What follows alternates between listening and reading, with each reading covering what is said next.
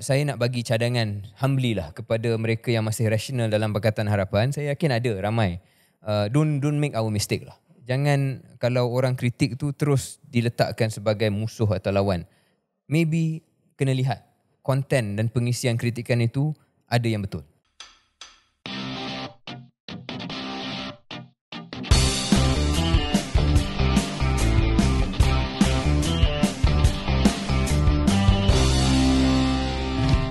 Assalamualaikum, selamat datang ke episod 69 podcast Audio Sia. Keluar sekejap bersama saya Syaril Hamdan. Dan saya KJ. How are you KJ? Okay, kita... Smartly dressed today? Terima kasih. Ya. Biasa terbalik. Saya yang kemas, KJ yang sedikit. Hari ni Not my word. tak adalah selekeh kan? Tak ada. Okay je. Okay. Casual. Kita telah melancarkan KL Podfest. Yes. Pesta Audio Sia Kuala Lumpur 2024 3 hingga 4 hari bulan Februari. Nanti kita akan letakkan link di show notes kita untuk pendengar kita beli tiket dan sebagainya. Daftar, beli tiket dan sebagainya. Yep. Jangan lupa tolong like dan subscribe. Bukan hanya podcast ataupun Audio Sia Keluar Sekejap, tapi semua peserta-peserta Podfest Club. Like and subscribe please.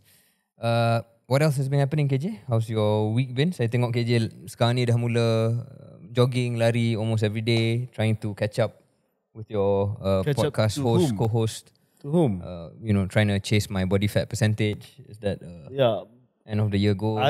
Saya difahamkan bahawa dari segi cardio, tak ada apa benda saya nak catch up pun. Cardio ni input. Dia dalam dunia, dalam Malaysia, dalam politik pun input tu kurang penting daripada outcome. So outcome dia penting. Apa? Outcome dia body fat percentage lah misalnya. Okay, outcome dia kesihatan. Outcome dia jarak larian. Itu input kepada kesihatan. How far can you run? No, that's an input. No, I would like to know how far you can run. I haven't tested, but I think I can run. Anyway, okay. KJ, saya cakap pasal kesihatan. Tolong jaga juga kesihatan dental. I've just taken out my molar tooth, iaitu gigi molar bahasa Melayu. Bobby? Gigi molar. Gigi belakang lah. Geraham bungsu. Yang paling belakang lah. Okay. You just made that up, didn't you? Okay. Ya.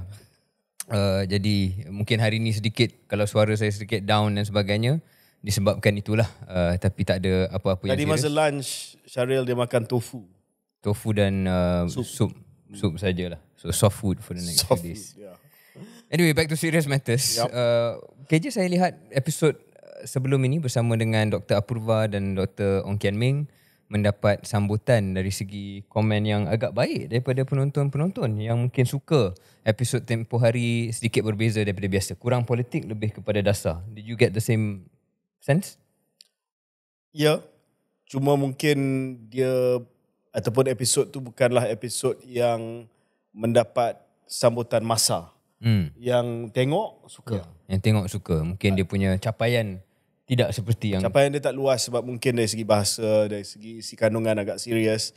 Tapi bagi mereka yang minat dengan ekonomi dan sanggup untuk membaca sarikata ataupun memahami bahasa Inggeris, saya rasa episod yang bagus. Ya. Dan saya tengok ada perbualan susulan dalam media sosial bersama dengan kedua-dua tokoh yang hadir tempoh hari. Cuma ada jugalah yang acah-acah akademik yang kritik. Contohnya KJ punya favourite akademik, Dr. Jeffrey Williams, yang pernah kritik KJ juga, dan dia macam tak puas hati apabila Dr. Kian Ming memberikan senarai kemungkinan Menteri Kewangan kedua, dan beliau kata contoh Zafrul ni tak boleh sebab Zafrul menjadi Menteri Kewangan sewaktu 2 kali recession dan 1 kali ada inflasi. Sedangkan saya rasa dia tahu bahawa seluruh dunia menghadapi kegawatan ekonomi disebabkan COVID. Kebetulan dia jadi Menteri Kewangan pada waktu itu, maka kononnya lah Zafrul ni menteri yang tidak perform. Sedangkan come on lah, I think Zaf is probably one of the most performing ministers in this cabinet. Tapi itulah ada sedikit brown nosing bahasa Inggerisnya, sebab dalam brown nosing ni hidung yang coklat. Hidung yang coklat. Macam mana dapat hidung yang coklat? Ini macam mana nak explain benda ni tanpa tak payah jelaskan lah. Tapi mungkin masing-masing metafora dia. Metafora macam mana nak dapat hidung yang coklat. Ya? Dia bahasa Melayu dia bermula dengan J. dan penghujungnya lat. Macam tu. Okay. Dan terus dan kan. saya rasa bagus kita ada episod-episod seperti itu. Walaupun tak semua yang meluas, tetapi komen secara keseluruhannya suka tentang isi kandungan. Dan saya nak ambil kesempatan ni kerja sebab kita dah di penghujung tahun, hujung-hujung dah nak masuk bulan Disember, dan hari ni kita nak bercakap juga tentang anniversary 1 tahun kerajaan. Laju sangat nak sembang pasal apa refleksi semua ni. Saya nak sembang tentang reflection. Jadi saya fikir benda ni semua antara perkara yang kita ambil iktibar untuk 2024 keluar sekejap yang lebih mantap, yang mungkin kita akan buat better reflection in the later episodes. Saya rasa 2 perkara lah berdasarkan kepada episod dengan Dr. Apurva Sanghi, ekonomis, pakar ekonomi daripada Bank Dunia. Yang pertamanya kita nak kena minta izin daripada pendengar dan penonton lah, sebab sekarang ni dah ada perasaan pemilikan, sense of ownership di kalangan penonton dan pendengar keluar sekejap, yang kita juga kena ambil maklum dan cakna kepada perasaan tersebut. Kalau tak, kita akan hilang penyokong-penyokong kuat kita, Bani KS. Yang sedang ada Bani KS. Ada pakai t-shirt kata saya Bani KS. Saya terpaling intelektual hari ni sebab pakai t-shirt KS. Terima kasih atas semua yang telah beli merchandise. Minta maaf kerana ada yang lewat sampai dan sebagainya, tapi kita akan usaha yang terbaik. Cuma nak minta izin dulu. Ini benda yang masih dalam perbincangan saya dan Syaril dan juga rakan-rakan tim Keluar Sekejap yang diketuai oleh saudara Bobby. Ini adalah untuk kita kembangkan sayap Keluar Sekejap ke peringkat yang lebih antarabangsa lah. Kita akan cuba membawa pengisian serantau, regional. Dan kita akan mula, Syaril, if you don't mind me revealing, kita akan mula dengan menghantar Syaril ke Indonesia. Apa yang akan berlaku di Indonesia, Syaril? Harapan kita, perancangan kita ialah Indonesia akan melangsungkan pemilu, pemilihan presiden dan juga DPR mereka, parlimen mereka. DPR parlimen mereka pada Februari 2024. 14th. Hari itu yang patutnya ada kata kita tak boleh celebrate, jangan sebut, tapi 14 hari bulan Februari 2024 akan berlaku pemilihan presiden round pertama. Mungkin ada runoff selepas itu. Kita akan terangkan tentang proses pilihan raya presiden Indonesia. Tetapi perancangan yang saya bincangkan KJ ialah antara cara untuk menambah pengisian antarabangsa dan serantau Keluar Sekejap adalah mungkin kita buat sedikit liputan on the ground di sana. Mungkin kalau tak live pun sebab masalah logistik dan sebagainya, tapi saya sendiri mungkin dengan beberapa lagi rakan-rakan kru Keluar Sekejap boleh tengok keadaan macam mana, dan bila kita bagi ulasan, sekurang-kurangnya datang daripada satu tempat yang lebih kredibel. So itu satu contoh. Ada beberapa lagi contoh yang mungkin belum masa untuk kita umumkan. Belum masa, So kita akan mula dengan liputan pemilihan ataupun pilihan raya di Indonesia. Saya mungkin hujung-hujung tu saya akan pergilah. Saya akan pergi Jakarta, Medan, Bandung. Syaril kita akan hantar ke Sulawesi, Irian, Papua. Sebab kita nak dapat gambaran on the ground. You know KJ, salah satu feedback ialah bagaimana menguruskan hierarki antara K dan S. Bila KJ cakap macam tu, maka semakin sah bahawa saya hanya pergi ke second tier city, third tier city, dan KJ adalah superstar yang datang skor penalti setelah saya menggelecek dan mendapatkan peluang mengorak langkah. Pergilah Jakarta. Okay. Kita juga sebelum kita masuk kepada perbincangan, kita juga telah pergi ke Penang. Cerita sikit pasal Penang. Kita ada satu sesi di Penang, dia jemput untuk menghadiri satu slot di Georgetown Literary Festival. Pesta Literary Georgetown. Pendalian Pauline Fund. Yes. Rakan kita Pauline dan juga suaminya Edin, suaminya. Dia satu pesta yang mengumpulkan nerd-nerd buku lah. Nerd-nerd buku. Dan kita dijemput untuk berkongsi tentang idea kita dalam bahasa Inggeris, kerana itulah bahasa pengantar dalam pesta tersebut. Pesta antarabangsa tersebut. Jadi yang jemputan-jemputannya juga ada yang international. So that's why we did it in English. Kita ada rekod, tapi mungkin pada So Hujung tahun waktu cuti kita akan keluarkan sebagai episod khas. Kok ada yang rindu pada KS pada hujung bulan Disember dah tak ada episod untuk seminggu 2 minggu kan.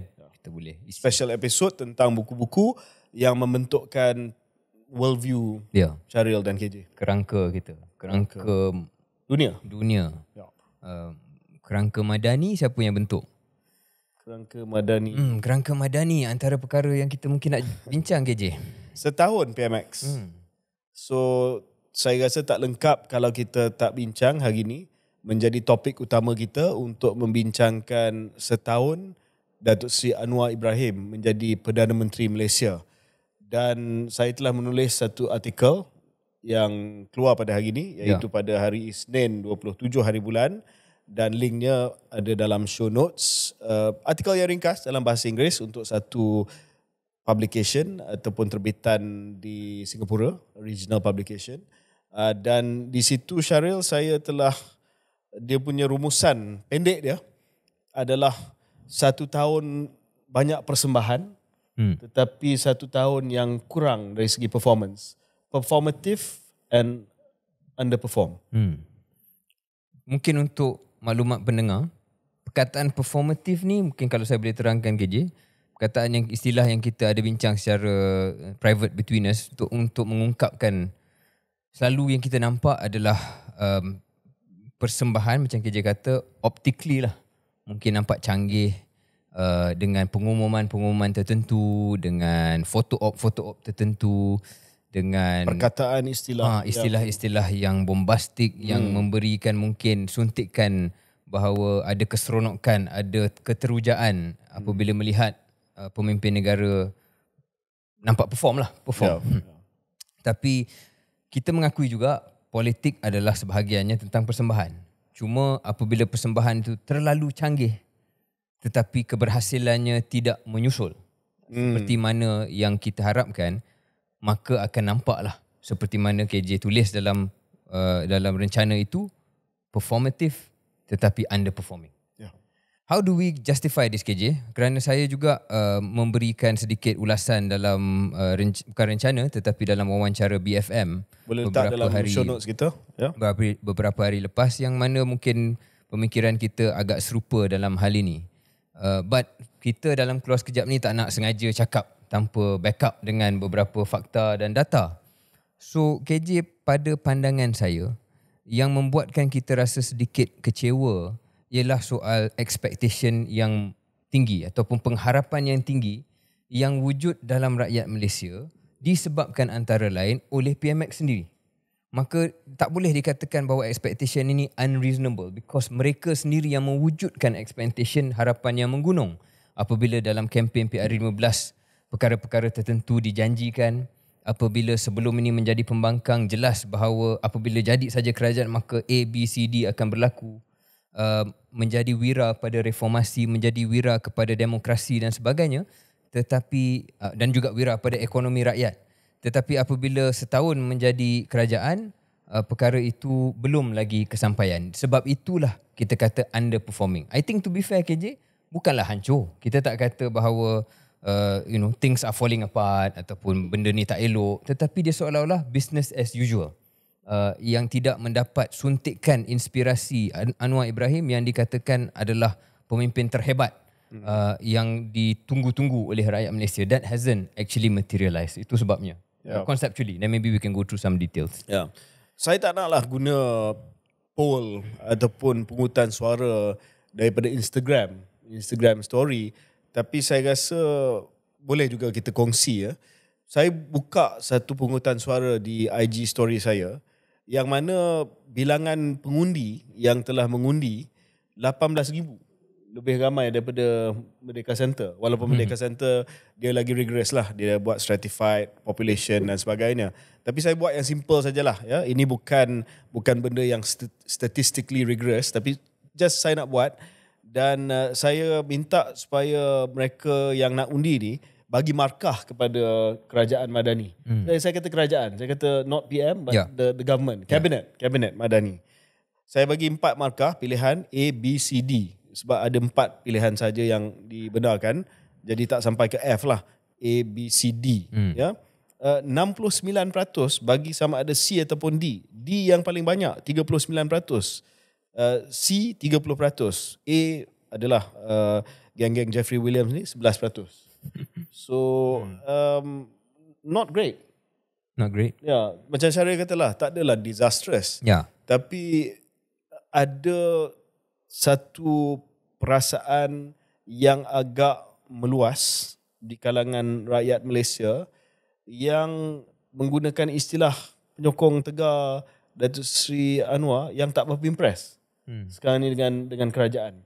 Dan saya nak tambah sikit dengan apa yang Syaril sebutkan tadi. Okey, pertamanya harapan memang tinggi dan tidak ada apa-apa yang dibuat oleh kerajaan ini untuk mengurus harapan tersebut. Mereka daripada awal lagi mengatakan bahawa okey, ini adalah satu era baru, a new dawn, dan seolah-olah akan membawa perubahan yang besar kepada apa yang diharapkan oleh penyokong-penyokong mereka.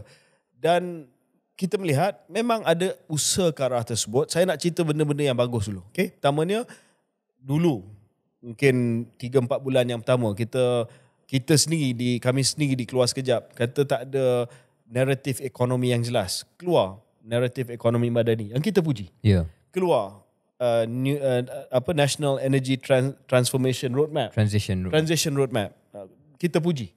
Keluar NIMP, ya, National Industrial Master Plan untuk tahun 2030. Kita puji. Tetapi malangnya semua benda yang bagus dia stop kat situ saja. Dan dia banyak bergantung kepada dokumen-dokumen itu yang bersifat jangka masa panjang. Tidak ada apa-apa yang boleh dirasai hari ini. Dan tambah pula dengan keadaan eksternal yang mencabar, tidak ada usaha untuk memastikan bahawa at least ada effort untuk mengurangkan beban daripada nilai ringgit yang semakin merosot, daripada kos sara hidup yang dirasai. Dan saya tengok sekarang ni, Syaril, mereka buat kesilapan yang sama yang mungkin dahulu dibuat oleh kami dalam Barisan Nasional dengan mengatakan bahawa kenapa nak komplain? Kadar inflasi rendah. Kenapa nak komplain? 3 suku berturut-turut GDP naik. Dan mereka membuat kesilapan yang sama, iaitu mereka ingat bahawa angka-angka yang abstrak ini adalah apa yang orang rasa di lapangan. Ya. Tapi sebenarnya seperti mana yang kita tahu, angka dengan apa yang orang rasa di lapangan ni adalah jauh beza. Okay, yang pertama.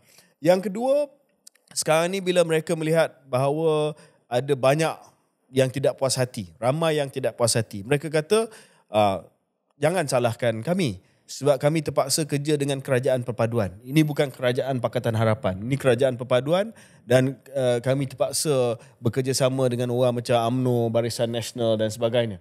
Tetapi ada banyak benda yang tak perlu pun ada kerajaan Pakatan Harapan secara total tanpa UMNO, Barisan Nasional untuk dilaksanakan. Contohnya dari segi governance. Saya bagi beberapa contoh dalam rencana yang saya tulis. Yang pertamanya, ini menjadi sesuatu yang diserang ataupun isu yang digunakan untuk menyerang kita sewaktu Barisan Nasional, sewaktu kita dalam kerajaan, sewaktu Datuk Seri Najib. Pemisahan kuasa antara Perdana Menteri dan Menteri Kewangan. Masih lagi tak ada. Okey, kalau dia Anwar nak jadi juga ni Menteri Kewangan, at least ada Menteri Kewangan kedua. At least ada check and balance. Tapi tak nak. Dan tak nak mengaku bahawa itu adalah satu kelemahan. Sampai hari ni boleh insist, Rafizi boleh bagi alasan bahawa Anwar adalah pilihan yang terbaik untuk menjadi Menteri Kewangan. Kamu dah jadi ridiculous dah dalam penjelasan. Ya, benda yang dulu digunakan untuk menyerang Barisan Nasional, kamu sendiri cakap benda yang sama. Dan beza dia adalah kerana dia Anwar, bukan dia Najib. Come on lah. Ya. Yang kedua, soal reformasi institusi, pemberian peruntukan secara sama rata kepada ahli-ahli parlimen. Sekarang ni alasan yang diberi adalah kerana dia orang tak nak datang bincang. Saya ada bukti, ya, ada satu negeri di mana ketua pembangkang dah tulis surat kepada Menteri Besar untuk mendapat masa Menteri Besar untuk bincang perkara ni. Dah 2-3 bulan dah tak dapat appointment lagi. Nak bincang soal peruntukan diberi secara sama rata. Ya, saya tak nak sebut lagi. Nanti kalau dalam sebulan lagi tak ada jawapan daripada Menteri Besar, kita akan reveal negeri mana. Ya. So, and then contoh reformasi institusi yang lain. pada bulan Jun kalau tak silap saya, ini soal Akta Hasutan. Akta Hasutan ni sebagai contoh lah. Ya, Akta Hasutan sebagai contoh dah ada backslide. Kerajaan Madani kata dulu nak mansuhkan Akta Hasutan. Lepas tu dia kata dia akan pindah Akta Hasutan supaya Akta Hasutan hanya diguna pakai kepada kenyataan-kenyataan yang menghasut kepada ataupun menghasut dalam isu raja-raja sahaja. Tetapi minggu lepas, Ketua Penerangan Bersatu dituduh Akta Hasutan. Dalam keadaan di mana Kabinet Jemaah Menteri setuju pada dasarnya bahawa Akta Hasutan itu hanya akan dipinda untuk melindungi raja-raja. Dan jadi dalam itu spirit dia, semangat dia adalah tak payahlah nak ambil tindakan terhadap isu politik. Dalam hal ini Datuk Razali Idris, Ketua Penerangan Bersatu, dia ada sebut tentang SPRM. Dia punya serangan dia terhadap SPRM, bukan terhadap raja-raja, dan dia dituduh atas Akta Hasutan. So benda-benda macam ni, Syaril, melihat kepada satu keadaan di mana alasan bahawa you are in the unity government ni tak boleh pakai. Okey, kita faham. Kalau soal DNA itu, kita faham itu sebab unity government, ya. Sebab berada di dalam satu kerajaan bersama dengan UMNO, terpaksa menerima DNA yang dibuat ke atas Datuk Seri Zahid Hamidi. Disebabkan berada bersama dengan UMNO dalam unity government, soal LCS, Littoral Combatant Ship, ya, yang kapal yang tak siap ni, dia tak lagi buat siasatan tentang apa yang berlaku sebelum ini, dia hanya buat corrective action saja. Kita faham sebab itu nak kena sweep under the carpet, nak kena letak di bawah kapet, sebab berkawan dengan UMNO buat masa ni. Tapi benda yang saya sebut awal tadi tak ada kaitan pun dengan terpaksa kerjasama dalam kerajaan perpaduan dengan UMNO. So to me, bila penyokong dan pentaksub PH ni cakap, kami terbatas sebab terpaksa kerja dalam kerajaan perpaduan, saya rasa itu alasan yang sangat-sangat tak boleh diterima. Saya nak tambah sikit KJ soal keterbatasan yang mereka gunakan sebagai alasan itu. Satu contoh ialah janji untuk memastikan bahawa pelantikan Ketua Pengarah SPRM perlulah disaring, diluluskan oleh Jawatan Kuasa Khas Parlimen. Saya cek dan sebenarnya janji itu wujud dalam kedua-dua manifesto KJ. Janji Pakatan Harapan memerangi rasuah, pencalonan Ketua Pesuruhjaya, Ketua Pesuruhjaya bukan Ketua Pengarah. Pencalonan Ketua Pesuruhjaya Suruhanjaya Pencegahan Rasuah Malaysia perlu disemak oleh Jawatan Kuasa Pilihan Khas Parlimen yang duipartisan. Langkah ini bagi menjamin pelantikan calon yang neutral tanpa tujuan melindungi kepentingan pihak tertentu. Itu janji dalam Pakatan Harapan punya manifesto PRU15. Kemudian saya cek semula, adakah ini satu perkara yang susah nak dilaksanakan andai kata bersama dengan Barisan Nasional sekarang. Tetapi saya cek balik, Presiden UMNO, pengerusi Barisan Nasional sewaktu melancarkan manifesto BN, dan saya Ketua Penerangan UMNO pada waktu itu, November 7, 2022, mengatakan bahawa BN menetapkan komitmen supaya pelantikan jawatan utama seperti Ketua Pesuruhjaya SPRM dan pengerusi SPR akan melalui saringan Jawatan Kuasa Khas Parlimen. Jadi sama. Kedua-dua itu adalah janji kedua-dua parti yang menjadi induk kepada kerajaan persekutuan sekarang. Saya tak rasa GPS akan marah kalau nak buat perkara ini. Jadi itu satu contoh di mana bukan hanya ia alasannya lemah tetapi juga kontradik dengan realiti di mana kedua-duanya on paper kata nak buat janji ini, nak buat reform. Tetapi seperti biasa apabila dah ada kuasa, agak berat untuk membuat perkara yang reformis kalau takut-takut benda itu mengurangkan kuasa politik ataupun kuasa kepimpinan tertentu. Jadi itu satu perkara saya nak bangkitkan. Kedua, KJ yang KJ katakan tentang alasan dan juga hujah yang digunakan, seperti tak payah ada Menteri Kewangan yang berbeza daripada PM kerana orangnya adalah Anwar dan sebagainya. Saya lihat ini satu contoh trend di mana mereka they don't deal with criticism well, KJ. Mereka tidak mengurus ataupun mereka tidak boleh menerima kritikan membina, kritikan konstruktif dengan baik. Yang menjadi sedikit kekecewaan peribadi saya kerana saya ingat orang Pakatan Harapan ni open-minded, demokratik. Mungkin itu naif saya lah, yang mengharapkan bahawa apabila mereka sudah ada kuasa dalam keadaan sekarang ini, maka akan lebih, I don't know what the word is lah, conciliatory, gentlemanly ke, I don't know what the word is, tapi saya ingat penonton faham maksud saya. Tapi sekarang ni dalam media sosial ataupun dalam dunia hakiki, apabila dilihat mengkritik, apabila dilihat menegur, maka akan cepat-cepat dicap ataupun dilabel perkara-perkara tertentu. Bukan hanya kalau menjadi ahli ataupun penyokong Perikatan Nasional itu dah tentu lawan mereka, tetapi orang macam kita yang bukan, yang memberikan kritikan yang saya rasa lah objektif. You might not like it, but I think we are being fair. Okay, tak nak guna kita sebagai contoh, guna orang-orang lain juga dalam media sosial yang memberikan komen-komen yang sedikit kritikal, yang membina. Selalunya dibakul sampahkan, ditolakkan, dikatakan ini adalah mereka yang ada agenda. Saya rasa ini adalah mirip kepada KJ, reflecting again on our own experiences zaman-zaman tertentu, contohnya sebelum PRU 14, di mana sebarang kritikan terhadap Barisan Nasional dan pada waktu itu Perdana Menteri Datuk Seri Najib akan dilihat sebagai contoh lawan dan benda musuh yang tak boleh kita pakai langsung lah. Saya nak bagi cadangan humbly lah kepada mereka yang masih rasional dalam Pakatan Harapan. Saya yakin ada ramai. Don't make our mistake lah. Jangan kalau orang kritik tu terus diletakkan sebagai musuh atau lawan. Maybe kena lihat konten dan pengisian kritikan itu ada yang betul. Ya, saya setuju Syaril. Saya nampak kerajaan hari ni kulit dia orang nipis sangat lah. Dan bila dah jadi kerajaan ni kena tebal lah sikit. Ya, kena tebal sikit, satu. Dan kedua, kena ada perasaan yang menghormati pandangan. Sekarang ni bila pandangan itu sedikit berbeza, mereka akan melaksanakan serangan terhadap orang yang membuat pandangan tersebut ataupun memberi pandangan tersebut. Yang mana ini tanda-tanda, tak tahu, tanda-tanda hubris. Hubris ni dalam bahasa Melayu apa? Babi? Keangkuhan, takbur. Ketakaburan.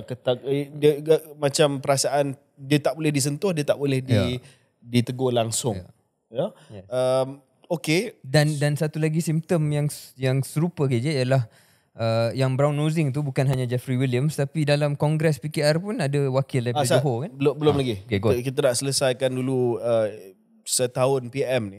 Saya nak ambil 3 benda lah dan kita nak bagi komen pasal 3 benda ni.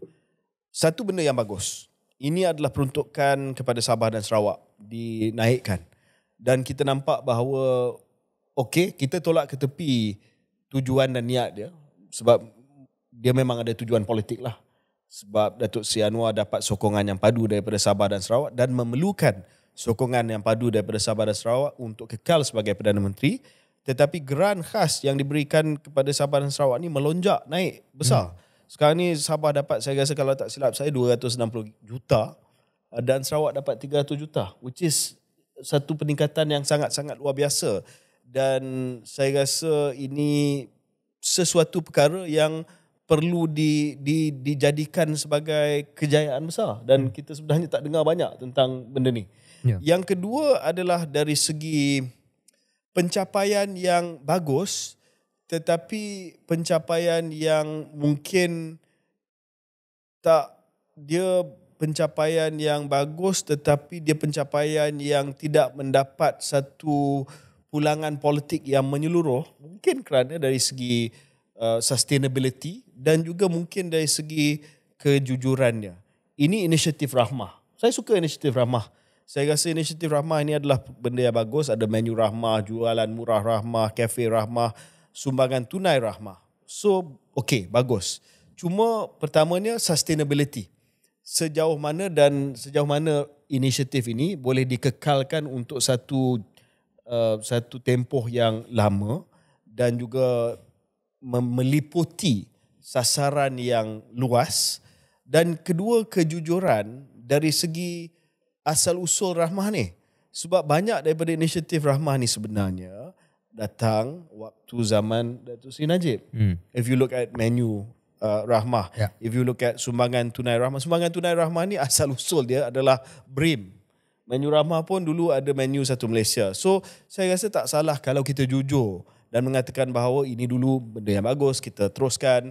Tetapi bila mendabik dada seolah benda tu adalah ciptaan dia sendiri, itu di mana mungkin ada penyokong yang nak sokong daripada UMNO, hatta daripada UMNO, yang kata, bagilah kredit sikit kepada orang yang telah mencetuskan idea ini. Dan last sekali adalah dari segi performatif dengan performance. Ya, ini spesifik punya example, satu contoh spesifik Syaril. Ini berkenaan dengan pelaburan Tesla. Pelaburan Tesla ni Syaril adalah contoh terbaik antara bezanya performative dan performance. Apa maksud saya? Tesla punya pelaburan ini adalah perkara yang dipersembahkan dengan hebat oleh PMX. Dia ada video call dengan Elon Musk dan juga menteri-menteri daripada kerajaan Madani telah highlight pelaburan daripada Tesla ini sebagai satu pencapaian yang agak luar biasa. Ya, tetapi kalau kita lihat dari segi actual performance, pelaburan ni bagus. Saya tidak nafikan bahawa pelaburan ni bagus. Tetapi apa yang kita ada pada hari ini daripada Tesla adalah pusat jualan dan servis dan rangkaian pengecaj supercharger. Bukannya kilang Tesla pun.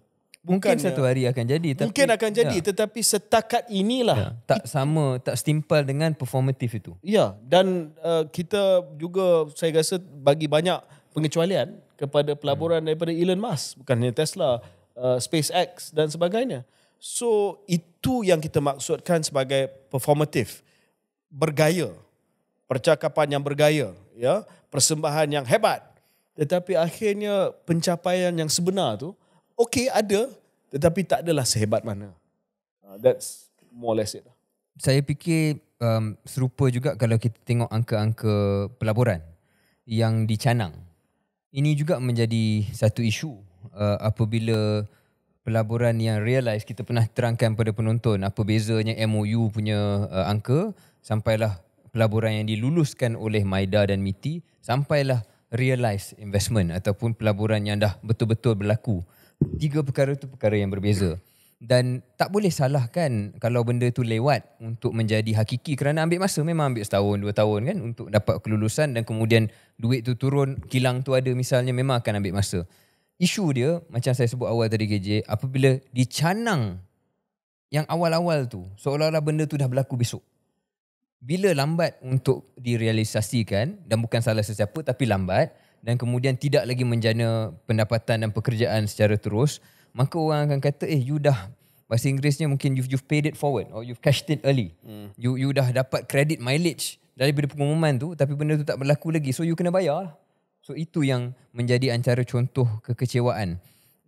KJ, saya juga seperti KJ nak recognize, nak iktiraf beberapa kejayaan juga supaya kita dilihat seimbang dan bukan hanya mengatakan kritikan ini 100% negatif, tetapi ada assessment yang seimbang. Contohnya KJ, apabila KJ katakan tadi dokumen-dokumen induk yang baik, saya rasa saya pun sama macam KJ, tiga dokumen tu, Naratif Madani, NIMP, NETR untuk peralihan tenaga. Ketiga-tiganya dokumen induk yang saya rasa antara baik lah daripada dokumen-dokumen induk yang saya pernah baca 5-10 tahun kebelakangan ini. Jadi benda tu very good. Menunjukkan bahawa dalam pasukan PMX ni, dalam pasukan Kerajaan Madani, ada individu-individu tertentu yang mempunyai kerangka pemikiran strategik yang kita suka. So benda tu saya rasa baik. Dan bila KJ katakan tadi ini semua benda jangka panjang, true KJ, tapi ada juga contoh yang saya nak puji. Contohnya dalam tadi kita sebut Zafrul antara yang perform. I think tak ada yang mengejutkan bila kita kata Nick Nazmi juga menteri yang perform, kerana kalau kita lihat bukan hanya dokumen itu dilancarkan, tetapi ada juga keputusan yang dibuat untuk green energy tariff, iaitu cara untuk melaksanakan supaya ada peluang, ada penjelasan dan juga ada struktur yang lebih sistematik untuk mereka yang dalam industri memenuhi keperluan ESG mereka. Itu satu contoh di mana ada real action. Keduanya soal pengumuman dan keputusan untuk ekspor tenaga ke Singapura. Itu juga satu realiti yang besar, yang berani yang dibuat. Ketiganya soal pelarasan subsidi untuk tarif elektrik. Satu perkara yang mungkin susah ataupun tidaklah 100% popular, tapi Nick Nazmi dan pasukannya berjaya buat. Nombor 4 soal energy exchange, bursa untuk pertukaran tenaga ini. Satu perkara yang agak sukar juga, tapi mekanismenya sudah pun saya rasa dah ditetapkan dan akan diperincikan dalam masa terdekat. Ini semua soal-soal pelaksanaan yang at least dalam Kementerian Nick Nazmi ni contoh yang baik. But I don't know about kementerian-kementerian lain KJ. Apa perancangan ekonomi madani untuk bawah Kementerian Pendidikan? Apa perancangan ekonomi madani untuk Kementerian Kesihatan, untuk Kementerian Pelancongan, untuk menyelesaikan masalah ringgit? Tak nampak apa program-program pelaksanaan. Jadi ada green shoots. Green shoots ni maknanya contoh-contoh yang baik, yang boleh dijadikan sebagai iktibar. Saya harap 2024 menteri-menteri lain ini dan juga pasukan PMX boleh lihat pada one or two good examples yang ada dalam team mereka and get everybody else to be of that same standard. Dan last sekali Syaril, berkenaan dengan reform ni, kita baru saja dengar berita sambil kita merakam episod ini berkenaan dengan pengumuman daripada Rafizi Ramli, Menteri Ekonomi Malaysia, pelaksanaan subsidi bersasar untuk RON 95. Ini adalah bahan subsidi yang paling tinggi dalam bil subsidi kerajaan, ya. Daripada semua benda yang disubsidikan oleh kerajaan secara langsung ataupun tidak langsung, RON 95 adalah paling banyak. Dah diumumkan bila? Diumumkan dia akan buat pada separuh kedua 2024. Okey, tahun depan lah. Tahun depan. Yang tak lama lagi lah. Satu kejutan juga KJ kerana dalam bajet, dalam pembentangan bajet pada bulan Oktober, dia seolah-olah tidak akan berlaku 2024, malah jelas bahawa hanya akan berlaku untuk diesel. Jadi mungkin atas respon tertentu, Menteri Ekonomi dan saya yakin Kabinet telah bersetuju bahawa kita percepatkan RON 95 punya pelarasan subsidi ataupun rasionalisasi subsidi ini untuk harga yang berbeza antara T20 ataupun apa saja kategori yang mereka guna pakai. Tapi Syaril, kita kena check sebab yang baru dibentangkan di Parlimen, baru yang diletakkan atas meja ahli Parlimen selain daripada anggaran perbelanjaan persekutuan adalah Federal Government Revenue Estimate. So kena check sama ada dalam estimate tu termasuk juga perbelanjaan ataupun pendapatan. Dalam kes ni perbelanjaan lah kot. Tapi kalau perbelanjaan itu meningkat, dia akan ada kesan kepada defisit. Defisit itu dikira berdasarkan kepada unjuran pendapatan. Barangkali yang ini mungkin mereka tak risau kerana kalau buat perkara ni perbelanjaan akan kurang lah. Ya. Kerana mengurangkan subsidi. Ya. Jadi dia bukan peningkatan perbelanjaan. Kecuali tapi juga bergantung kepada pendapatan. Kalau pendapatan itu kurang ataupun tidak lebih daripada jumlah subsidi nak dikurangkan, ia akan ada kesan kepada defisit juga. Okay. So kita kena check balik buku anggaran, tengok sama ada benda ni dah dirancang ataupun tidak. Okay. Anyway, kita mungkin akan bincang dalam episod seterusnya kerana berita ni baru keluar sambil kita rakam. Okay. Kita break seketika dan kembali selepas ini.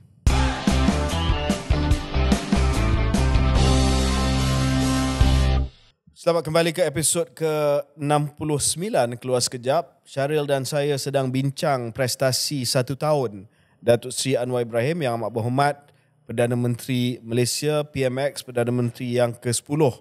Banyak komen yang kita beri tadi yang bagi saya membina lah. Mungkin akan ada yang terasa, yang berkulit nipis, yang akan serang Keluar Sekejap seperti biasa. Tapi tak apa. Antara IG story responses yang kita terima, Syaril, dan saya rasa saya nak baca sikit lah. Kita tanya dalam IG KS, apa pandangan anda terhadap prestasi kerajaan. Faris Tuarani, he's a one-man show. Other than him, Enrek and Miti is the best performing minister. Macam Syaril kata tadi lah. Zafrul dengan Nick Nazmi. Antara menteri yang perform selain daripada PM one-man show. Ibrahim Fatty Crab 5 out of 10, 5 daripada 10 ada plan but nampak retorik sebab tak ada execution. Banyak political type of announcement je. M. Salahuddin, I think he must realise that it is easier to be an opposition rather than become the government. Selain daripada itu ada yang agak negatif sangatlah, kita tak sebut. Amirul Arif BHR 6 daripada 10, few ministers should be replaced, comms were bad, cannot lawan opposition. And then mungkin saya ambil 1-2 lagi. Shuren.sk, inconsequential on public health, tentative on economy, inconsistent government. Ni semua benda yang kita cakap tadi, Syaril. And last, Su VN, ini benda yang mungkin simpulkan performative bagus, performance tak berapa. Lousy but good in drama. So, inilah. Any good comments just to give it a balance ni? Honestly, tak ada. There was no good comments. Ada. E.E. Hazman. Very good. That's it. Itu memang A lah. Memang A lah. Memang hidung dia, I'm just looking. Yeah. So, tak banyak lah. Tak banyak. Yang akan sinis dengan kata ini kerana follower KJ semuanya adalah yang perkataan W tu. Tapi tak kan? No lah, come on lah. I mean, KJ ada following besar, bukan macam saya. tak, saya rasa So, dia KS merentasi. KS ni semua je tengok KS ni daripada site apa PH UMNO pun tengok KS ni. Tengok. Dalam senyap dia tengok. Dan PN pun of course tengok. So ini agak mengejutkan lah, saya nak pergi kepada convention lah, Syaril, sebab banyak berlaku convention. Boleh tak KJ sebelum tu kita apa pandangan KJ tentang in the spirit of being constructive, what are the 3, 4, 5 benda yang perlu PMX dan juga kerajaan buat? Bukan perlulah, cadangan dari KJ. Saya mulakanlah just some thoughts. Nombor 1, saya ringkas, saya rasa rombakan kabinet tu perlu buat. Benda tu kita dah cakap banyak kali, terpulang, tapi itu pandangan kita. Nombor 2, mungkin ada pelantikan agensi tertentu yang belum lagi selesai disebabkan sibuk dengan tidak memegang terlalu banyak jawatan. Mungkin saya rasa benda tu perlu cepat selesai supaya pelaksanaan di peringkat ground ini boleh lebih laju kalau masih lagi banyak kekosongan yang belum diisi. Ketiga adalah fokus kepada benda yang sedia ada yang menjadi potensi kejayaan. KJ cakap tadi tentang rahmah. Mungkin benda tu nak bagi kredit pada Tun Najib, bagilah kredit, tapi kredit akan pergi juga kepada kerajaan sekarang kalau dapat laksanakan dengan baik, dengan lebih meluas, dengan lebih tersusun.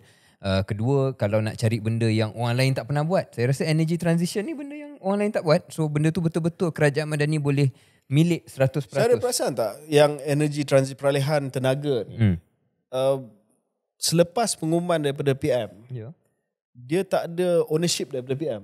Rafizi dan Nick Nazmi. Rafizi pun tak berapa sangat lah. Ada sikit Rafizi cakap pasal carbon capture dan sebagainya. Tetapi lepas pengumuman roadmap yang penting ni, tak ada. Hanya kita yang nak baca akan jumpa lah. Jika Syaril tengok betul-betul ucapan PM, sebab dia biasanya ucapan PM ni dia akan berucap tanpa teks. Dia bukan benda yang lekat dalam kepala dia. Betul. Dia tak akan keluar secara natural. Benda yang keluar secara natural tu of course tata kelola. Wewenang dengan tata kelola lah. Itu seolah perkataan yang memang lekat dalam dia punya the frontal lobe of his brain. Energy transition is not there. Tak tahu dia faham ke tak? Dia faham. Saya yakin dia faham. Tapi mungkin dia tak nampak, dia belum fikir lagi itu salah satu dasar yang boleh diangkat sebagai dasar beliau. Dasar beliau. Saya nak kalau boleh PM dia cakap lebih tentang NETR dan juga bagi specific example. Macam mana benda ni boleh bantu, macam mana benda ni boleh mengurangkan masalah rakyat, macam mana benda ni boleh meningkatkan lagi security makanan, macam mana benda ni boleh mengurangkan banjir, macam mana benda ni boleh memastikan bahawa kita ada security dari segi bekalan tenaga, macam mana kita boleh dapat pendapatan tambahan daripada negara jiran dengan menjual kita punya RE kepada. Tak adalah susah sangat. Tak susah sangat. Dan terutamanya sekarang KJ kita bincang sikit waktu makan tengah hari tadi. Sekarang ini lebih mudah untuk menggunakan soal peralihan tenaga dan juga climate change sebagai satu isu yang lebih dekat dengan jiwa rakyat. Bukan seperti mungkin 5 tahun dulu orang tak nampak lagi. Sekarang ni dengan keadaan banjir, dengan keadaan security makanan, dengan security tenaga, dengan perang dan sebagainya, lebih mudah untuk sampaikan dalam bahasa yang orang biasa boleh faham. Dan PMX adalah orang yang paling hebat untuk buat perkara itu. Dia cuma kena betul-betul memiliki dasar ini sebagai dasar madani yang diangkat. Contoh step yang terakhir, langkah keempat, saya rasa KJ yang saya catat adalah mungkin ada baiknya dia buat KPI session yang diumumkan kepada rakyat. KPI madani sendiri yang ada 7 KPI itu. Mungkin setiap 12 bulan boleh cakap inilah status. Satu perkara yang juga dibuat zaman Datuk Najib. Dulu bosku Najib dia ada buat masa pemandu masa Datuk Seri Idris Jala. Kami menteri-menteri semua ada KPI. Dan KPI takut itu, kan memang you were worried. Ya dipaparkan. Dan kita boleh bincang soal KPI, tapi akhirnya pemandu di bawah Idris akan menentukan KPI. Dan kita akan ada sesi bersama dengan PM dan PM akan tanya, okey, kenapa tak mencapai KPI ini dan sebagainya. Dan yang kedua, dia ada report card. Kalau tak silap saya, ingat saya, dia ada kad laporan setiap tahun tentang GTP dan ETP. PM sendiri akan bentang. Dia macam State of the Union. State of the Union. Tiap-tiap tahun. Bosku Najib akan bagi ucapan live. dan dia akan kata okey, ini pencapaian kerajaan satu Malaysia pada waktu itu. Ya. Saya ingat saya pernah pergi beberapa sesi tersebut. Ya. Dan mungkin saya rasa kenapa KPI dan juga report card ni penting KJ, kerana ia akan memaksa supaya ada keberhasilan yang jelas.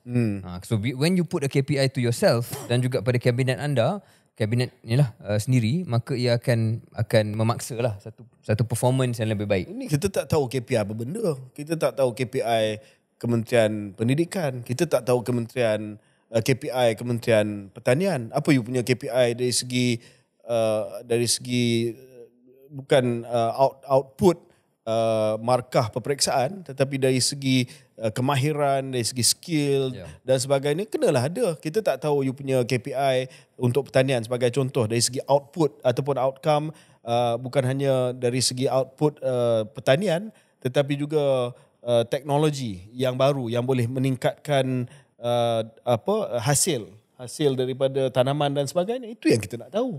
Takkan benda tu susah. Takkan benda tu tak boleh dibuat dan digunakan alasan sebab ini adalah kerajaan titah yang di-Pertuan Agong, kerajaan paduan, kita tak boleh ada KPI, susah, kita terpaksa kerjasama dengan UMNO dan Barisan Nasional. Kalau you nak, and by the way, itu agak menghina kepada sebab BN yang buat KPI dulu. Itu satu. Dan itu alasan tu selalu kalau digunakan terlalu kerap agak menghina kepada rakan-rakan kongsi dalam kerajaan lah. Seolah-olah rakan-rakan kongsi ini menyusahkan. Rakan-rakan kongsi ini tidak hebat macam Pakatan Harapan.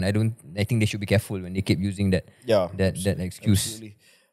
Balik kepada tadi yang kita sebut berkenaan dengan thin skin ataupun kulit yang nipis ni. Kulit nipis ni hati tisu lah. Kalau sentuh sikit dia marah, dia melenting, dia nangis. So ni bawa kepada convention PKR. Convention PKR ni salah satu komen yang saya rasa don't know lah Syaril. Part mana? Yang Johor tu? Ini berkenaan dengan nilai mata wang ringgit. Nilai mata wang ringgit. Saya tak nampak itu. Rafizi dia nak defend lah. Pertama ni dia kata kau jangan tengok saja berbanding dengan US dollar. So dia bagilah nilai-nilai mata wang yang lain yang menunjukkan bahawa ringgit bukan sahaja tidak menurun nilai dia berbanding dengan mata wang yang lain, tetapi ada dia naik juga. Itu apa yang dulu kita cakap lah. Pun kena hentam juga. Tapi apa yang saya agak tak berapa kenan adalah bila dia kata dia sebut walaun, betul, walaun. Dan dia kata dia nak bagi contoh seolah-olah penurunan nilai mata wang ringgit berbanding dengan dolar Amerika Syarikat ini tidak membawa kesan yang besar. Dia kata berapa banyak kali walaun pergi shopping dekat New York. Bagi saya, satu, personal attack. Yang kedua, itu meremehkan betapa kebergantungan ekonomi kita terhadap US dollar. Bukan hanya orang yang pergi shopping dekat New York yang menggunakan dolar Amerika Syarikat. Saya rasa sebahagian besar daripada ekonomi kita, syarikat-syarikat kita yang terlibat dalam ekspor, import menggunakan dolar Amerika. Termasuklah syarikat-syarikat yang menggunakan yang terpaksa import barangan-barangan untuk membuat pembuatan di sini. So bagi saya satu contoh je. Satu lagi adalah wakil ataupun jurucakap daripada Johor dalam convention PKR itu yang kata bahawa kena pantau juga guru-guru yang tak sokong kerajaan. Ini semua adalah alasan saya tengok dalam Insta Story KJ, seperti mana BN dulu yang mereka serang lah. Contoh soal ringgit, kenapa nak pening kalau kamu tak pergi overseas, orang kaya je yang pergi overseas, orang kaya saja yang akan terkesan kononnya. Macam lebih kurang macam Mak Maslan lah kata, takkan ekonomi kita gawat kan saya pergi shopping center penuh aja dengan manusia. Macam tu lah. Jadi ada bukan hanya thin skin KJ, tapi seolah-olah menjadi kepada entiti yang mereka tak suka ataupun mereka serang dulu. Ya, saya sebut bahawa PKR sudah menjadi benda yang dulu dia benci. Which is the worst of dulu parti kita lah.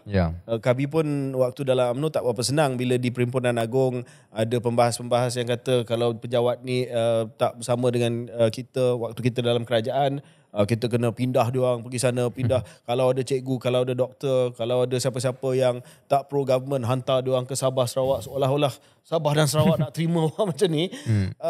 Tapi to me, ialah satu benda ni menunjukkan bahawa ada keangkuhan dah mula dirasai di kalangan penyokong-penyokong ataupun pemimpin PKR, terutamanya di peringkat perwakilan lah. Yang ini bukan pemimpin tinggi. Tapi saya juga nak cakap, Syaril, bahawa alasan yang diberi oleh pucuk pimpinan PKR adalah ini suara daripada perwakilan.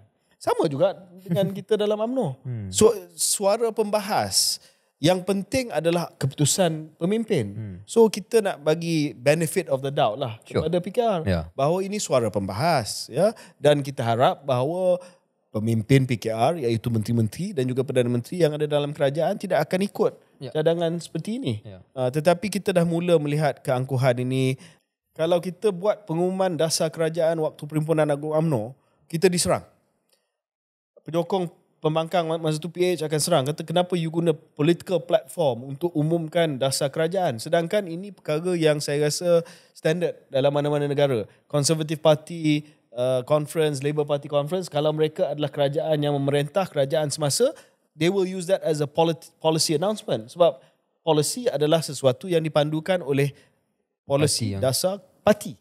Ya, so Anwar buat benda yang itulah, dia diumumkan. Ya, yang last kali saya tengok video tu sendiri, di mana PM sekali lagi kata kenapa nak selalu peruntukkan pada ahli parlimen yang cerca kita. Lebih kurang macam itulah dia punya statement. Dan saya baca, sebab saya tak nak jadi bunny headline, saya baca, saya tengok betul-betul. Memang dia cakap macam tu. More or less dia cakap benda macam tu.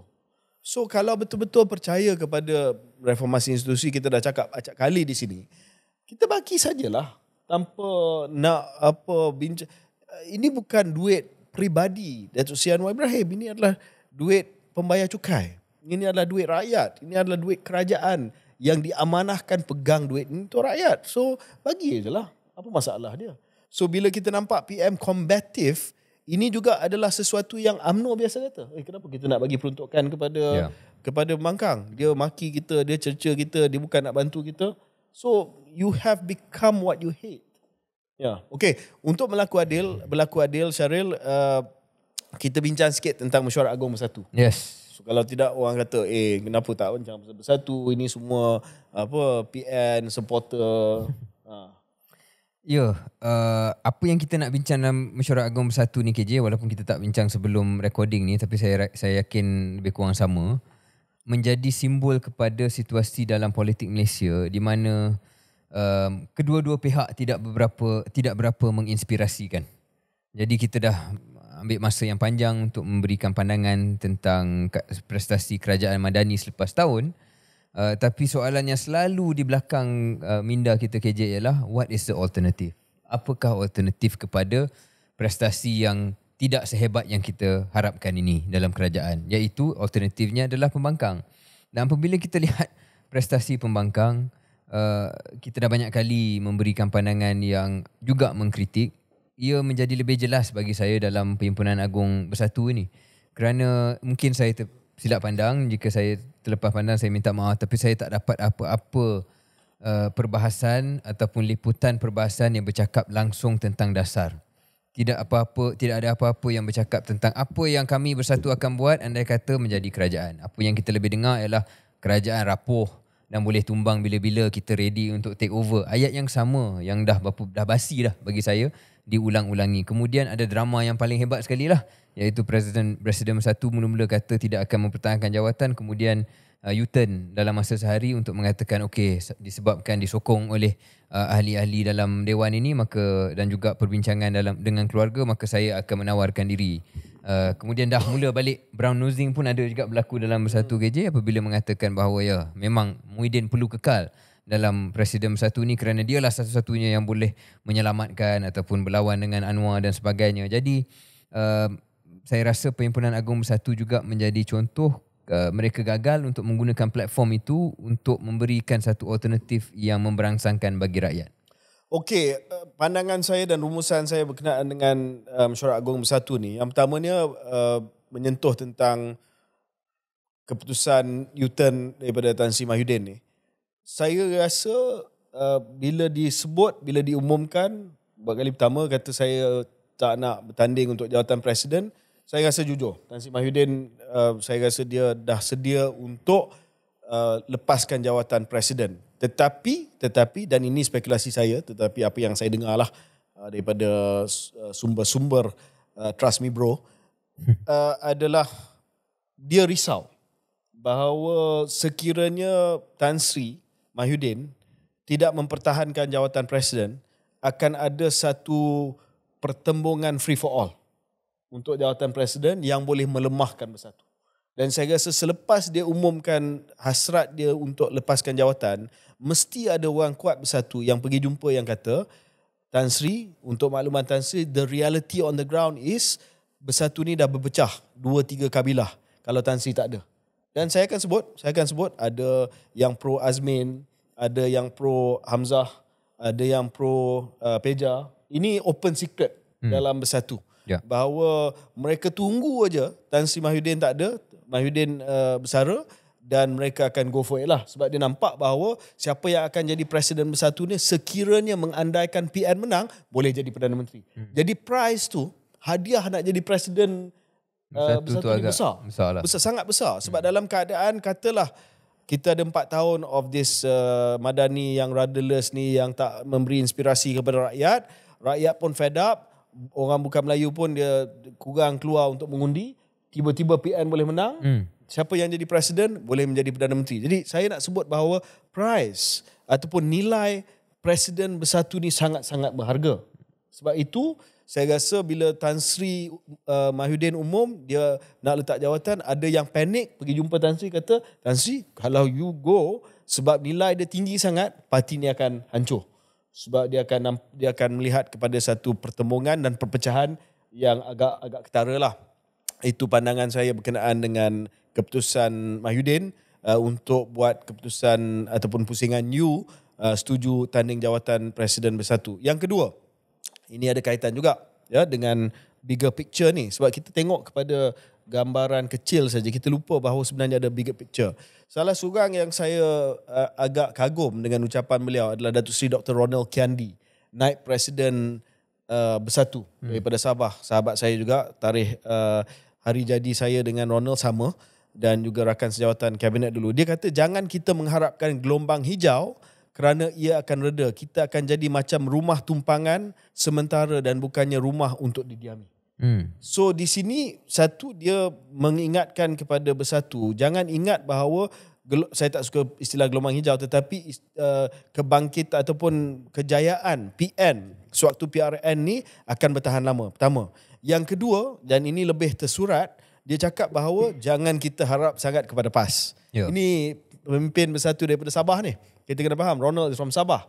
Dan Sabah ni dia ada sentimen tertentu terhadap PAS. So apa yang Ronald cuba sampaikan secara tersirat adalah, jangan bergantung sangat kepada PAS. Nanti kita jadi rumah tumpangan. Dan kita tengok di Kemaman, chess move daripada PAS meletakkan Dr. Samsuri di Parlimen.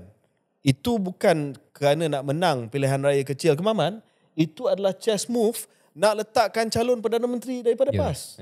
Nak tunjuk kepada Malaysia, inilah Dr. Samsuri. Kerana sekarang yang kenal Dr. Samsuri adalah orang Terengganu saja. Orang di outside of Terengganu, luar daripada Terengganu, kurang kenal Dr. tahu tentang Dr. Samsuri, tapi tak kurang kenal Dr. Samsuri.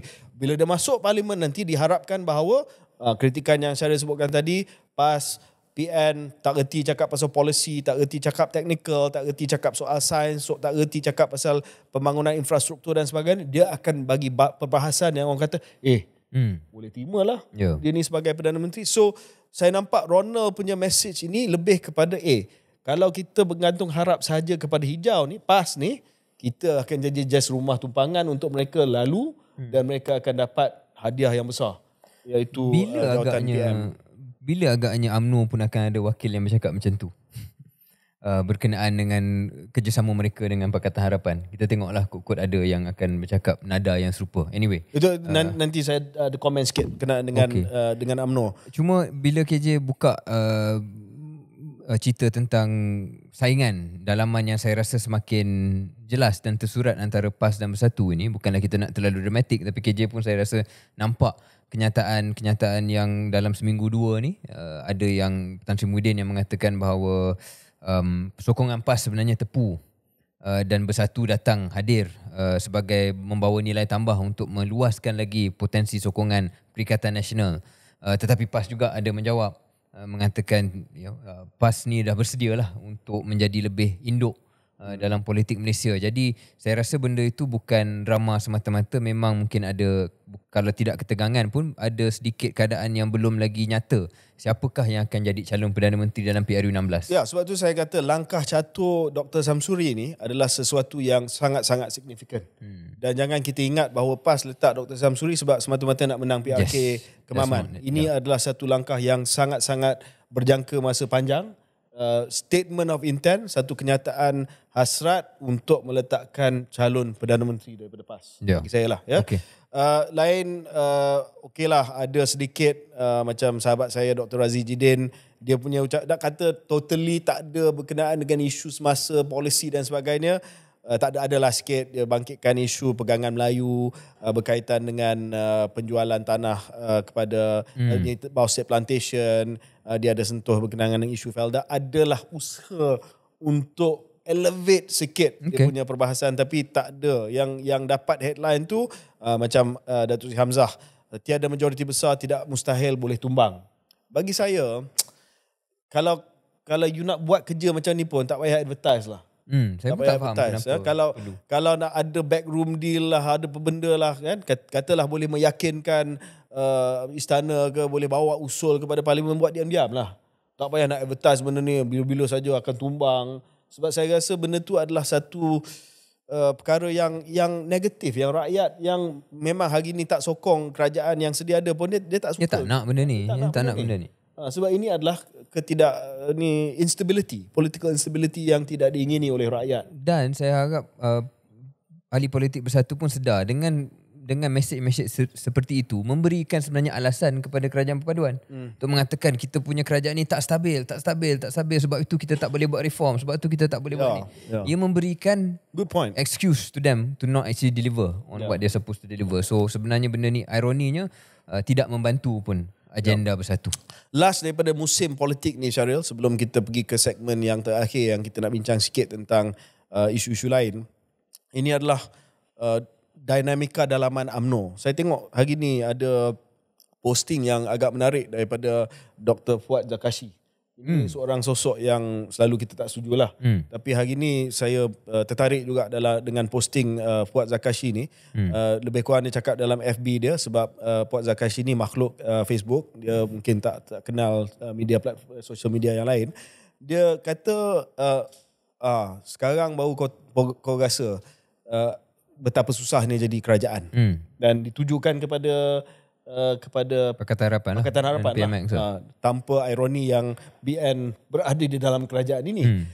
Dan mungkin dia cakap dalam konteks kegagalan JCOM untuk menerangkan dasar-dasar kerajaan. Sebab dia dulu, you just have to face it. Of course you just have to face it. Dia face it also. Dia jadi ketua pengarah jasa, kalah pilihan raya. So dia face it. Hari ni tak tahu dia face it ke tidak. So dia cakap benda ni. Tapi subtext dia Syaril, dan perkara ni mungkin kita simpan untuk episod yang akan datang, adalah mungkin Syaril dah dengar rasa tidak puas hati di kalangan penyokong-penyokong bosku Najib dalam UMNO. Sebab Fuad ni dikenali sebagai penyokong tegar. Dia brown nose bosku Najib sampai hari ni. Dan mereka agak rasa tidak selesa. Contoh, dalam kes yang meletup dalam Al Jazeera, kalau tak silap saya, yang keluarkan dokumentari berkenaan dengan policeman Sirul. Benda tu diolah oleh beberapa tentera upahan daripada PH yang mula menyerang bosku Najib. So benda ni telah memberi reaksi yang negatif terhadap penyokong-penyokong kuat bosku Najib yang masih lagi ramai dalam UMNO ni. So saya rasa elok juga kita mungkin panggil tetamu yang boleh menerangkan isu ni. What do you think? Saya rasa kalau tetamu tu seperti mana yang ada dalam minda saya, adalah satu episod yang akan ditunggu-tunggu. Ya. Okay. Kita leave it at that. Leave it hanging. Cliffhanger. Yeah. We're getting good at this media play. Okay. Dan kita break, kembali selepas ini.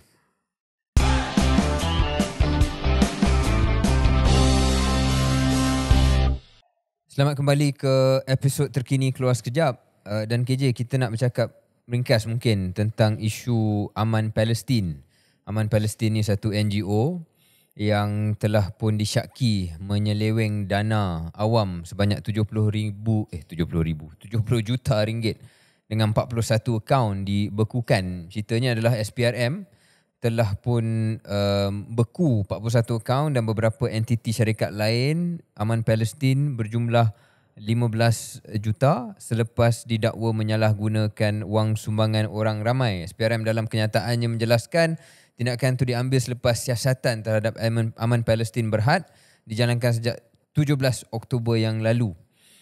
SPRM merakam keterangan beberapa saksi dan hasil siasatan awal mengenal pasti beberapa isu membabitkan penyelewengan dana dianggarkan 70 juta ringgit yang saya sebut tadi. Jadi KJ, perkara ni sebenarnya dah bermain di media sosial untuk beberapa waktu sebelum kes diumumkan oleh SPRM ni pun. Apabila ada yang mendedahkan akaun Aman Palestin yang dilihat ada dakwaan berhubung bahawa dana 30% sumbangan duit orang awam ni telah digunakan untuk kos pengurusan. Apa maksud kos pengurusan ni? Ini yang orang petikaikan. Adakah kos pengurusan sebenar ataupun sebenarnya untuk tujuan peribadi? Kos pengurusan sebenar ni mungkin isu-isu logistik yang memang perlu dibelanjakan sebelum sebarang bantuan tu betul-betul sampai ke Palestin, betul-betul sampai ke Gaza. Of course, akan ada kos pengurusan. Malah dalam menguruskan sebuah NGO, apa-apa entiti pun akan ada gaji dan sebagainya, kita faham. Tapi yang orang petikaikan macam mana boleh sampai 30% daripada kutipan itu boleh pergi untuk apa yang dipanggil kos pengurusan ini. Terutamanya apabila jumlah kutipannya berjuta-juta ringgit. KJ, saya rasa ini salah satu perkara yang nombor satu, biar SPRM selesaikan siasatan dan juga kalau ada sebarang dakwaan, jadi kita hormati proses itu.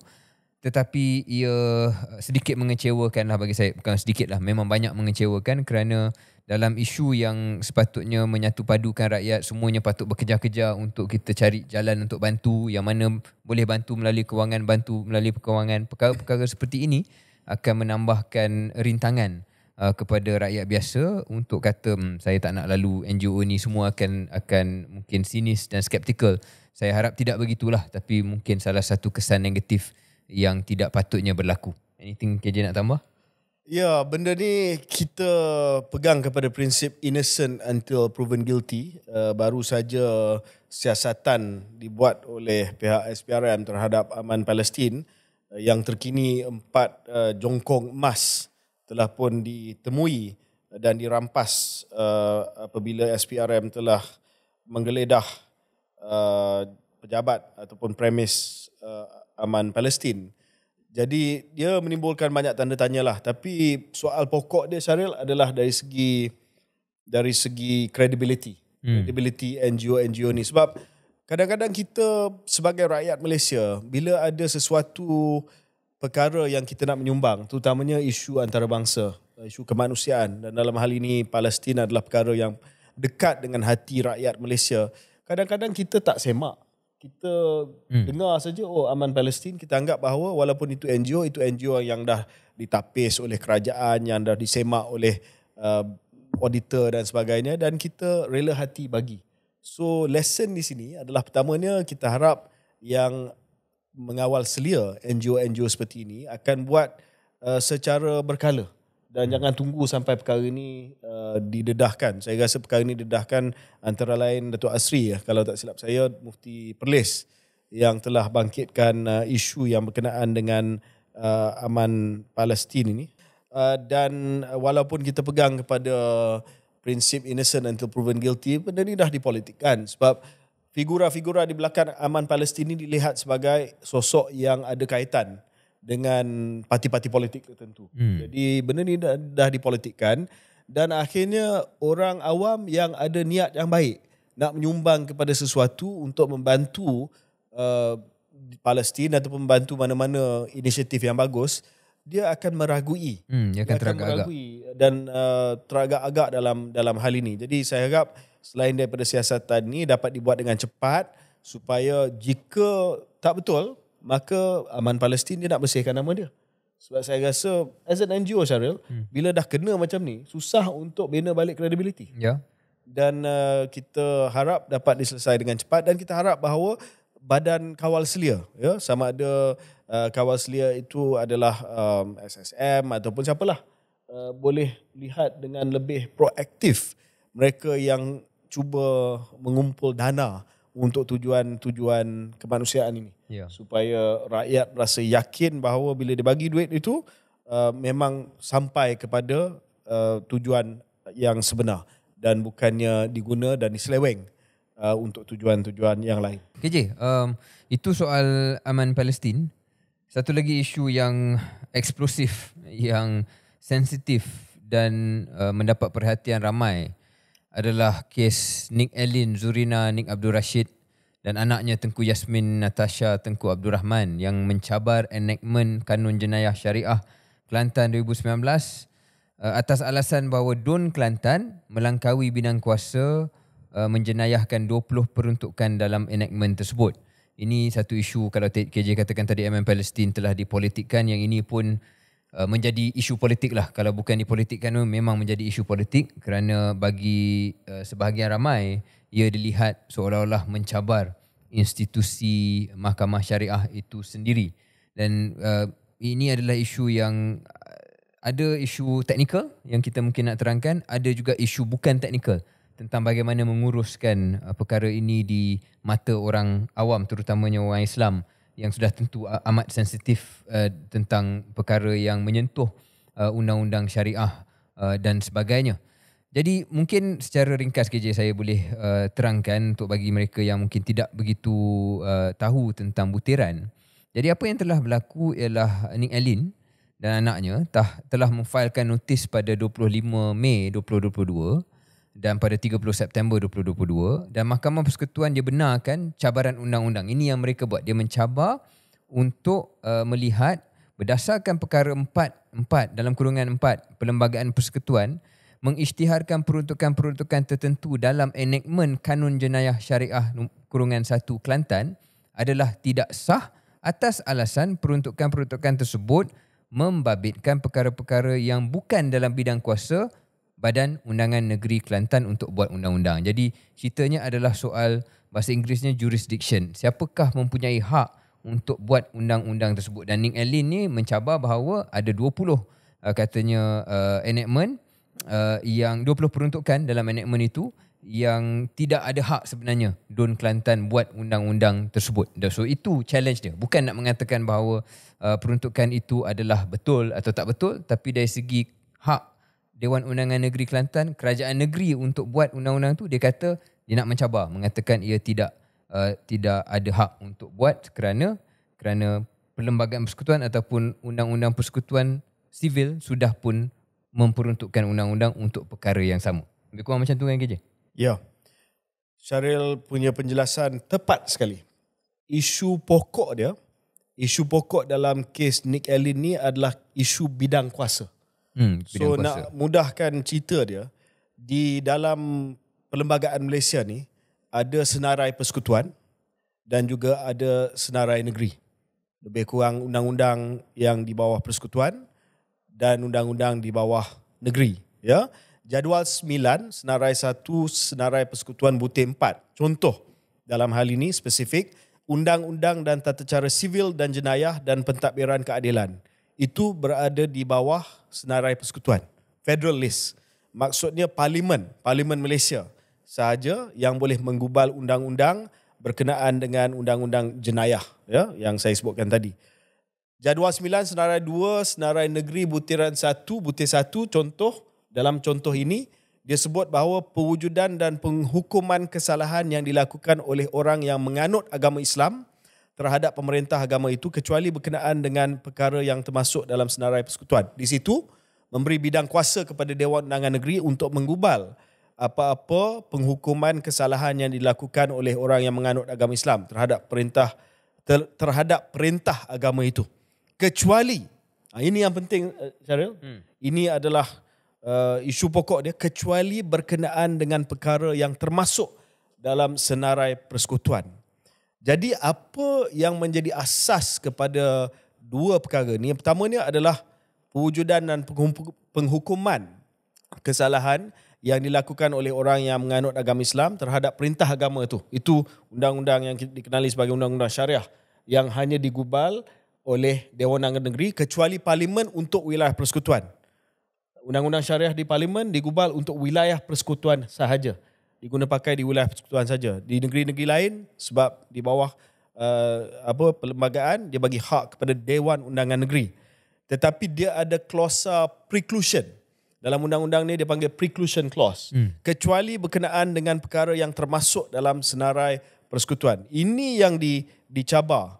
Ini yang dicabar oleh Nick Allen. Dia nak tengok bidang kuasa Dewan Undangan Negeri Kelantan itu boleh ke tidak membuat undang-undang atau undang-undang syariah dalam kes ini yang ada, yang bercanggah ataupun kesalahan itu ada dalam diperuntukkan dalam undang-undang daripada perlembagaan. So bila kita tengok kepada kes ini, kita nak kena rujuk kepada, dan kes ini telah pun menjadi rujukan, kes yang dibawa oleh Iki Putra.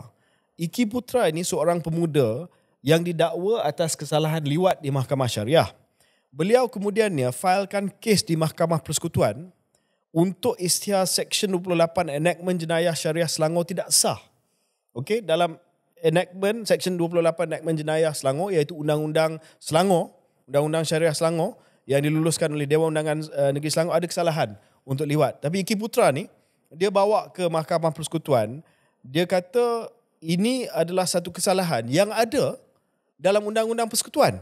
Seksyen 377 Kanun Keseksaan juga ada kesalahan seks luar tabii. Walaupun dia punya hukuman berbeza lah daripada enactment syariah Selangor. Maka dia bawa ke mahkamah untuk menentukan yang mana ada bidang kuasa. Jadi mahkamah kata Dewan Undangan Negeri Selangor ada kuasa buat undang-undang bertentang dengan hukum syarak. Tetapi tiada kuasa untuk gubal undang-undang jenayah seperti liwat disebabkan Seksyen 28 ini tidak sah, disebabkan dah ada dalam Seksyen 377 Undang-Undang Federal kesalahan yang sama. DUN hanya boleh gubal undang-undang berkaitan akidah, ibadah dan akhlak yang tak ada dalam Undang-Undang Persekutuan. Itu sebenarnya kes dia. So Nick Allen ni dia bawa benda yang samalah. Dia nak tahu tentang bidang kuasa, ya. So dalam kes Iki Putra yang saya sebutkan tadi, bila Iki Putra kata okey, you tak boleh salahkan saya atas liwat sebab ni memang undang-undang yang ada di dalam federal. Dalam kes di mana ada dua-dua, federal akan lebih diutamakan sebab di federalist. Mahkamah telah sebulat suara dalam kes Iki Putra menentukan bahawa walaupun negeri mempunyai bidang kuasa luas untuk menggubal undang-undang syariah atas precepts of Islam ataupun asas kepada agama Islam, hukum syarak, tetapi bidang kuasa ini tertakluk kepada preclusion clause dalam kecuali perkara yang ada di dalam undang-undang federal ataupun undang-undang persekutuan. Ini yang jadi isu dia, di mana dalam kes Nick Allen dia bawa undang-undang yang diluluskan oleh Dewan Undangan Negeri ke Mahkamah Persekutuan dan dia minta Mahkamah Persekutuan buat keputusan bidang kuasa, ada bidang kuasa ke tak untuk membuat undang-undang ini yang dah ada dalam federalist ataupun yang mungkin boleh ada dalam federalist. So itu yang menjadi perkara yang dibincangkan, dan saya tahu bahawa isu ini telah menjadi satu topik yang sangat-sangat hangat dan dipolitikkan, seolah-olah ini adalah satu usaha untuk menyerang undang-undang syariah. Ini adalah satu usaha untuk menyerang mahkamah syariah. Dan ada juga yang kata ini adalah usaha untuk menyerang agama Islam itu sendiri. Ya, kita tak pasti apa niat di sebalik petition yang dibuat oleh Nick Allen ini. Tetapi dari segi a point of law, dari segi undang-undang, ini adalah sesuatu yang tidak luar biasa. Membawa satu petition ke Mahkamah Persekutuan supaya Mahkamah Persekutuan boleh menentukan sama ada perkara itu berperlembagaan ataupun tidak. Itu dia. Dan sebenarnya kalau kita adalah orang Muslim yang nak memastikan bahawa undang-undang syariah, mahkamah syariah diperkukuhkan, perkara ini mestilah dijawab di mahkamah. Saya nak masuk di situ KJ kerana itu as a fantastic point, kerana dalam Malaysia ni saya rasa ramai yang memahami sistem dalam Malaysia akan tahu kita ada dua sistem perundangan. Sistem perundangan civil dan juga sistem perundangan syariah.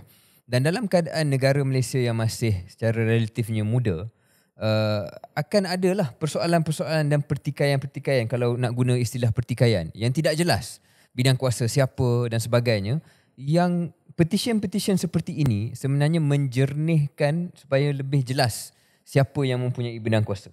Kerana ini adalah soalan-soalan yang belum pernah dijawab secara sepenuhnya.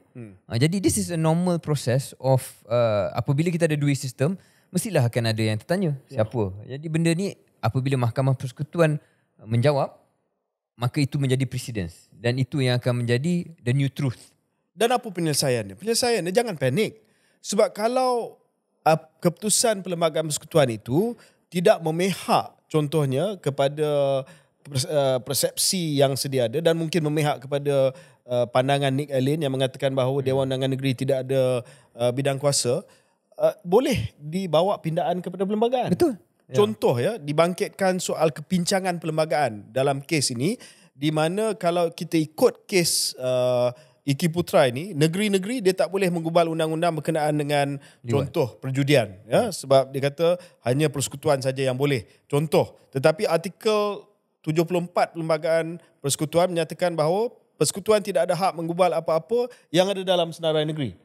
Dia tunjuk dalam kes ini tidak ada sesiapa yang ada jurisdiction, yang ada bidang kuasa dalam kes-kes tertentu. So kalau wujud kepincangan tersebut, pindah perlembagaan. Dia macam kita selalu belajar lagi je dalam pendidikan agama kita yang asas kan. Ini semua adalah peraturan undang-undang manusia. Undang-undang manusia ini dalam konteks ni bukan saya kata undang-undang syariah, undang-undang manusia, tidak. Maksud saya dalam konteks sistem negara ni, perundangan itu ciptaan manusia. Sistem kehakiman dan sebagainya. Akan ada kepincangan, akan ada kelompongan.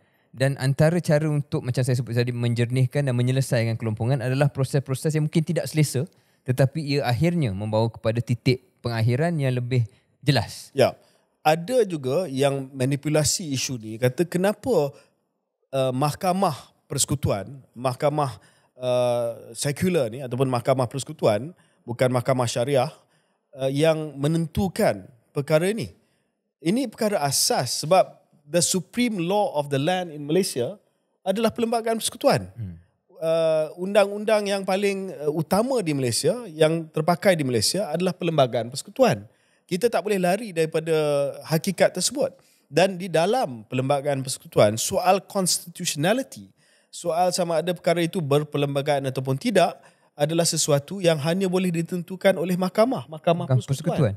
So saya tak nampaklah bahawa ini adalah sesuatu yang janggal, ini adalah sesuatu yang boleh meruntuhkan fungsi Mahkamah Syariah, mempertikaikan kewibawaan Mahkamah Syariah dan menyerang undang-undang syariah. Sebenarnya ini boleh menjernihkan keadaan di mana kalau sekiranya ada kelemahan, ada kepincangan, ada kelompongan daripada ruling yang bakal dibuat oleh Mahkamah Persekutuan, kita boleh buat pindaan kepada perlembagaan. Malah dah disebut dalam satu titah yang dibuat sewaktu Majlis Kebangsaan bagi Hal Ehwal Agama Islam kali ke-70, bahawa jika perlu melihat kepada pindaan Perlembagaan Persekutuan sekiranya ada perkara yang menimbulkan kepincangan berdasarkan kepada keputusan ataupun penggubalan akta yang dibuat, enactment yang dibuat di Dewan Undangan Negeri. Satu lagi syariah yang saya nak sebut. Sekejap, saya nak cakap apa yang KJ katakan tu pernah berlaku, saya rasa. Dalam saya baca sedikit buat kajian ringkas sebelum kita rekod ini. Ada satu pindaan perlembagaan ataupun akta, the Constitutional Amendment Act 1988, passed during the administration of Malaysia's fourth Prime Minister Mahathir Mohamad, telah meminda perkara 121/1 by removing the terms judicial power and vested kepada satu perkara dalam Perlembagaan Persekutuan itu yang secara impact dia mengurangkan kuasa Mahkamah Tinggi, Mahkamah Tinggi untuk membuat judicial review terhadap Mahkamah Syariah. Mahkamah Syariah. Jadi itu maknanya macam KJ katakanlah keputusan mahkamah yang akan datang ni tidak berapa memihak kepada mereka yang mahu melihat pemerkasaan undang-undang Islam tu lebih tinggi, it's not the end of the road. Dia akan memerlukan satu tindakan yang lain, tindakan politik yang lain yang adil, yang mengikut undang-undang, mengikut prosesnya, tetapi perlu dengan petition-petition ini supaya menjadi pencetus kepada sesuatu kalau nak buat begitulah. Apa yang berlaku adalah satu permohonan penjelasan kepada bidang kuasa dalam undang-undang. Itu sahaja. Ya.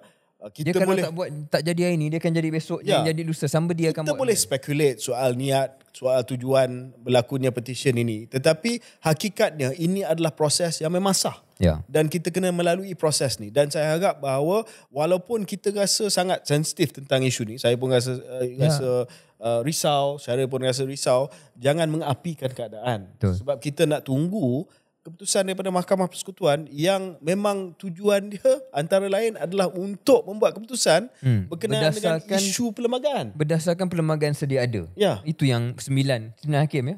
9 hakim akan buat. Just nak jelaskan apa yang Syaril sebutkan tadi, Mahkamah Persekutuan bila dia bersidang, dia boleh bersidang dengan 3 hakim. Tetapi dalam kes ini, dia bersidang dengan 9 hakim. Dan bila Mahkamah Persekutuan bersidang, jumlah hakim yang bersidang ni bergantung kepada betapa penting kes itu, terutamanya impak dan kesan kepada perlembagaan. Kalau kes itu is of utmost importance constitutionally, maka semakin ramai hakim yang akan bersidang supaya mereka boleh bincang di kalangan hakim-hakim persekutuan. Dalam kes ini Syaril, yang menjadi pengurusi ataupun presiding kepada panel hakim adalah ketua hakim sendiri, Tunku Maimun. Ya. Presiden Mahkamah Rayuan pun ada dalam panel tersebut. Ketua Hakim Melaya ada dalam panel tersebut. Kalau tak silap saya, Ketua Hakim Chief Judge of Sabah dan Sarawak juga ada dalam panel tersebut, termasuk 5 lagi hakim Mahkamah Persekutuan.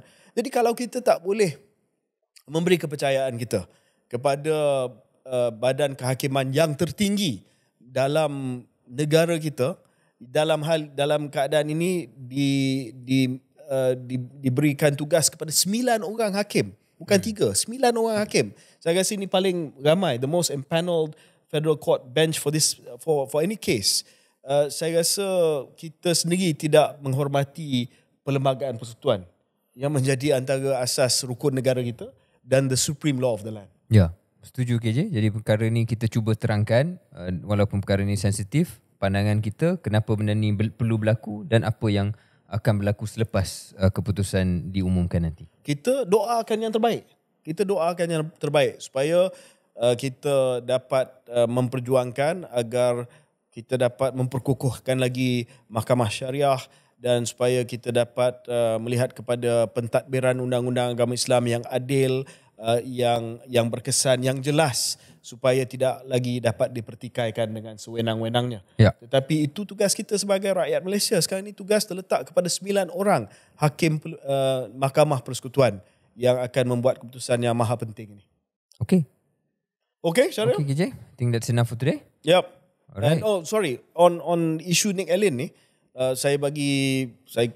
kita promote lah antara tetamu yang kita dah jemput dan kita akan umum bila dia akan bersama dengan kita. Saya nak reveal, biasanya kita tak reveal tetamu khas, tetapi kali ni saya nak reveal sebab selain daripada mungkin penjelasan yang lebih lanjut berkenaan dengan kes Nick Allen ni, kita juga nak minta pandangan dan juga soalan daripada pendengar dan juga penonton Keluar Sekejap, podcast Keluar Sekejap. Soalan terutamanya kemusykilan, sebab tetamu kita selalu dapat soalan berkenaan dengan kemusykilan agama.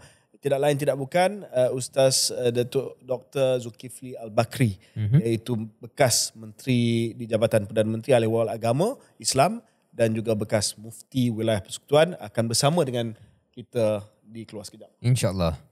Okey, terima kasih.